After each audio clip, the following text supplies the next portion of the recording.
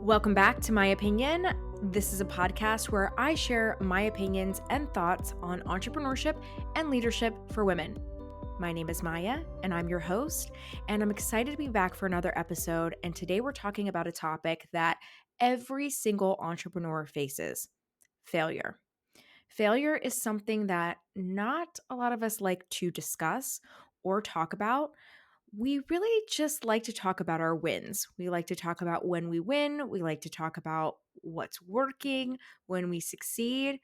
Talking about failure can be quite uncomfortable sometimes, but it is the foundation for entrepreneurship. Failure is something that I think a lot of people think like we want to avoid it, we want to stay away from it. But in my opinion, it is truly the foundation for entrepreneurship, leadership, and success. You cannot be afraid to fail in order to succeed, in order to try, in order to be a leader, be an entrepreneur. And something along my personal journey, I coming from the corporate space, I was so afraid to fail because I don't know that we're really taught when we go into the corporate world to fail. I don't know if we're really taught to fail. I don't know if we're really taught that it's okay to fail. I think when you work in a certain type of culture, it can be encouraged.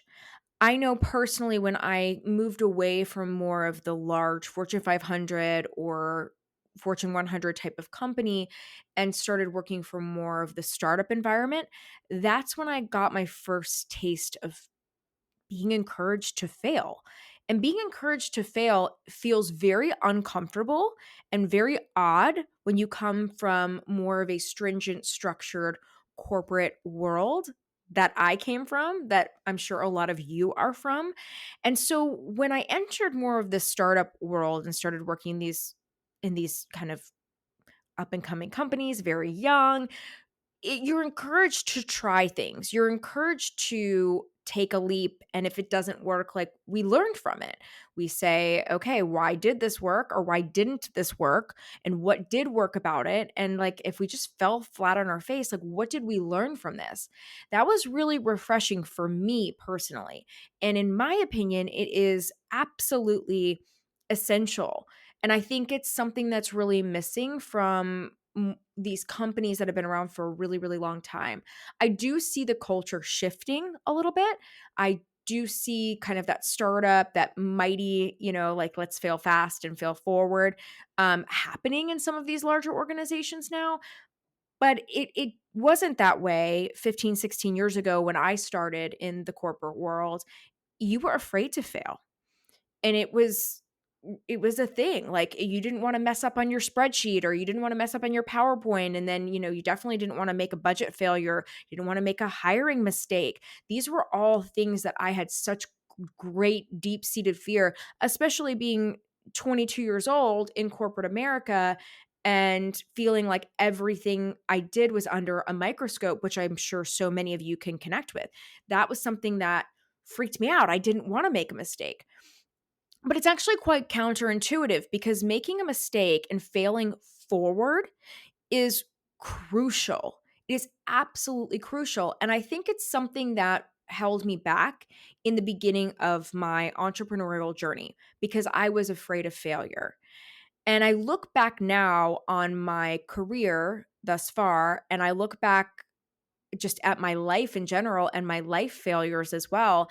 And I've learned so much from every single failure, whether it has been a corporate failure, whether it's been a personal failure.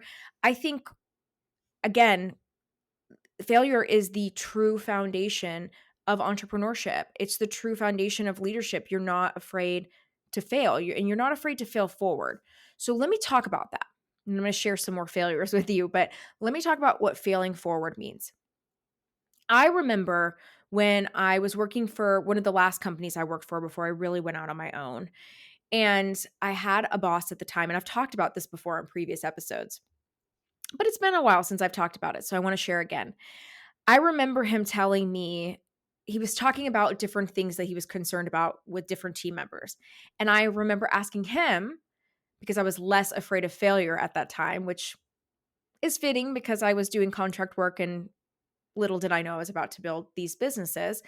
But I wanted to know. I said, "Well, what's concerning about me? What are you concerned about with me?" And he's like, "I think you're going to fail forward."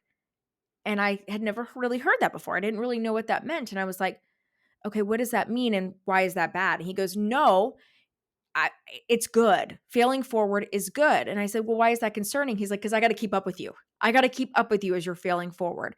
And I was like, "Okay, but explain that to me." So, failing forward is when you have someone on your team, or if this is you, even better, you can't be afraid to fail forward.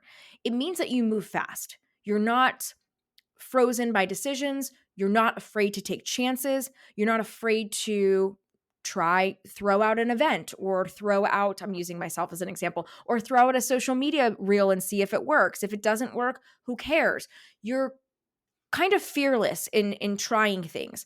And failing forward means you might fall on your face, but it's easier to push yourself back up again versus failing backwards. Failing backwards is when you hold yourself back. So I learned this quite quickly once this particular individual shared this with me. Failing, and then he shared some people on the team, he was concerned about failing backwards. Failing backwards is when you hold yourself back. And falling back on your back, injury happens a lot more. It's like a whole concept. So I understood what he meant. Like, it's good to go fast. It's good to go fast, but he's like, sometimes I'm going to have to catch up with you. So I need to just kind of get my mindset around that. Failing forward is essential to entrepreneurship. Failing forward is essential to leadership. So I can tell typically if somebody is going to be successful in certain types of roles as well now, because of this great boss that I had, because he identified that in me, because he now runs his own business as well.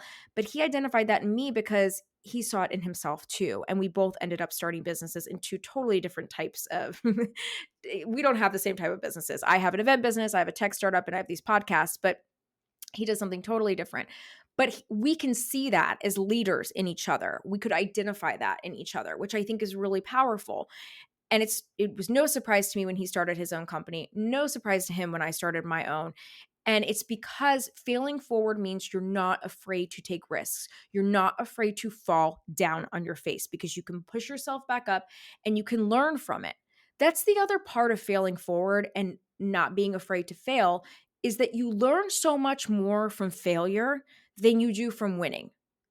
Every time I win, it's great, but I don't learn as much. It just feels good to win. It feels good financially to win. It feels good because your concept is working, or your business is working, or your product is working for you.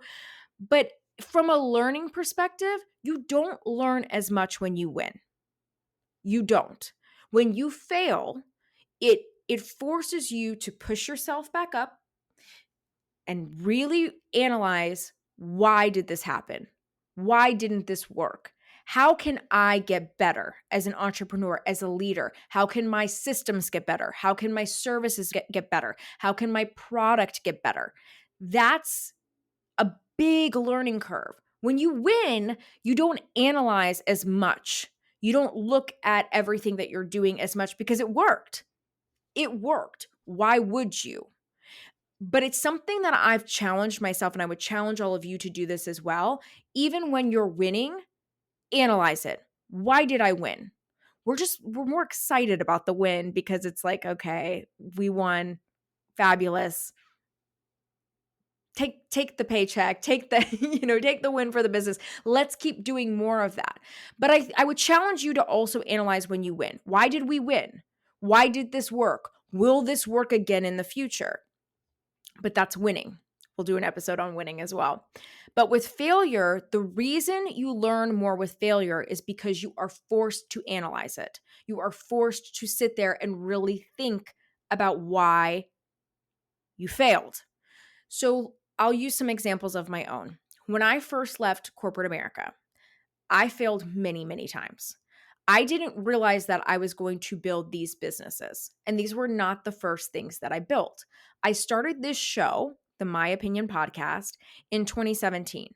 The show had a totally different theme. I had a co-host with me. We were talking really just about my life. We were talking about loss. We were talking about my experience on reality television. It was very general. That wasn't going to do anything for my career, my business. At least that wasn't what I wanted to do. For some people, it works for them, but that wasn't my focus. I'm an entrepreneur, I'm a career oriented person, and I knew that. So, did the show do very well in the beginning? Yes, but I felt like it was a failure in a lot of ways. Even though we had thousands of downloads, it felt like a failure because where was it going? It wasn't going to generate any revenue for me in the future. The first iteration of this podcast, I don't look back anymore and look at it as a failure. It was a stepping stone, but that's what failure is. I felt like I was failing because I was like, what am I don't want to talk about this stuff forever. This isn't a passion of mine, but it led me to my passions. It led me to things that could become profitable. It led me to things that I could do to create a business and drive revenue. There were other failures that happened. So when I really tuned into MaYapinion and started talking about my corporate experience and started talking about entrepreneurship and that path for me, I was dabbling in different things. I had started my event logistics company because I have been doing events for 16 years. It was quite natural for me to start that. So that was natural to begin that consulting work and evolving into that. And I'm going to do an episode just on how I built my consulting business into an event company, because I think there's a big thing for me, in my opinion, out there that bothers me. I don't like the gatekeeping that happens in how to do things, like how to build things. I think that's a massive failure. As we're talking about failure, I think that's a massive failure out there in the women's entrepreneurial community. So trust me, I'll be diving into all of that. But to stay on failure, I did many things in addition to the event company, the tech startup, and these two podcasts. I was helping people with their branding. I was helping people with launching a podcast because I knew how to do it and I knew how to create a successful show. But I wasn't super successful in helping people launch their podcasts. Let me put it this way. I've had quite a bit of success helping people. I've had incredible clients, but I wasn't booking tons and tons of clients like I was with my event business. Like that was really taking off. So it forced me to look and go, why isn't this working? My messaging was way off. I wasn't truly passionate about it. I love podcasting, but I was not fitting into the part of podcasting that worked for me. Like, what was I truly passionate about? Working with clients one-on-one is something I'm good at, but I wasn't necessarily passionate about it. So when those are not coming together and you're not feeling that, and you're not fueling it and marrying it together, you'll fail. And I was failing at that. Doesn't mean I wasn't good at it, sure, but I wasn't scaling. My event logistics business was scaling. Why? I didn't spend a lot of time, like I talked about earlier, really analyzing why that was working. But now I have spent time because I'm challenging myself to do what I'm challenging you to do. Even when you're winning, ask yourself why. It's because I'm good at it, I have great expertise in it, and I enjoy it. And it's a passion of mine.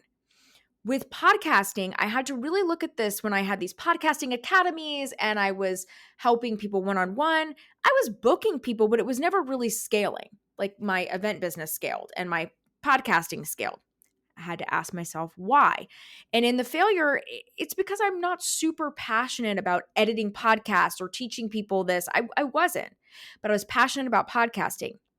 And out of that failure, out of realizing this is not for me, this isn't scaling, instead of getting super frustrated about it, one night I woke up, it was COVID times, and I thought about find a co-host.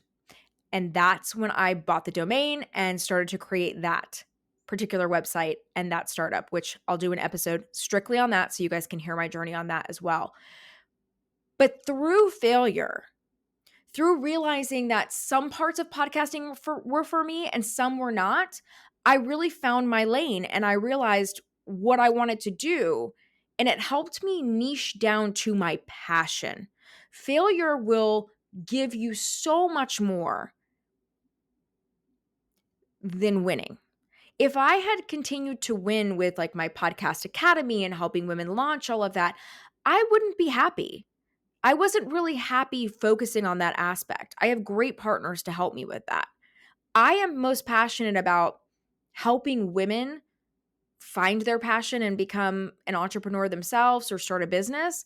I am super passionate about podcasting, but I'm quite techie, and I realized I kind of wanted to get in that space and help other people.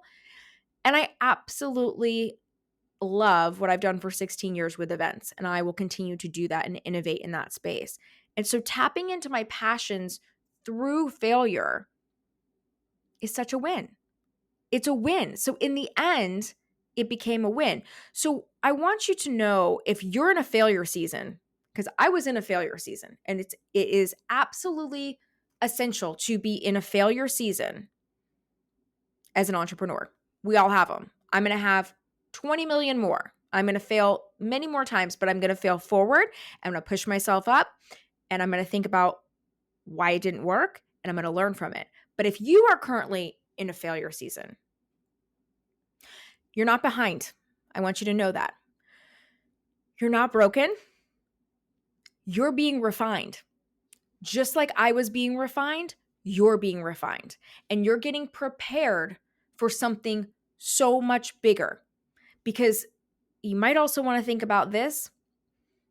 In my opinion, we often fail because we're also playing too small. I was playing way too small. I had bigger things in store for me. And I was failing because I kept thinking, oh, if I can just get one more client for this, or if I get one more client for that, and I can coach them here and coach. I was meant to do bigger things, bigger events, build a bigger company to help podcasting, and reach more people through my podcasting, and build this incredible brand to help women out there just like you. So I was failing when I was playing it small. So just know that your failures are a foundation that are going to build you higher and higher for your bigger purpose. It's okay to fail, but fail forward. Fail fast, fail forward, and try things. Don't be afraid to try things, because failure is going to teach you so much faster than these little small wins. Fail fast, fail forward, push yourself back up, analyze why you failed, learn from it, and ask yourself if you like what you're doing. And if you don't, pivot. And I'll cover that on the next episode. How do you pivot when you are failing, or maybe when you're not aligning and you're not passionate about what you're doing? But don't be afraid to fail. This is the foundation that's going to build you for success, and you're going to fail a million times more, but this will lead you further into the direction that you need to be going as an entrepreneur, as a leader, as someone who's doing something that they're really, really passionate about. So if you're walking through failure right now, you got this. Fail forward, fail fast, learn from it. And in my opinion, that means that you're just one step closer to the biggest success and win that you could possibly have as an entrepreneur. Over the next week, after you listen to this, I want you to reach out to me. Send me a DM at MaYapinion Podcast or at Maya Roffler on Instagram or on TikTok, and let me know your biggest failure. Let me know how you failed forward. You fell flat on your face, push yourself back up again, and tell me what you learned from it. I would love to hear from you. So in the meantime, don't forget to follow me at Maya Roffler and at MaYapinion Podcast on all major social media platforms. Until next time, I'm Maya Roffler, and that's just my opinion about entrepreneurship and leadership for now.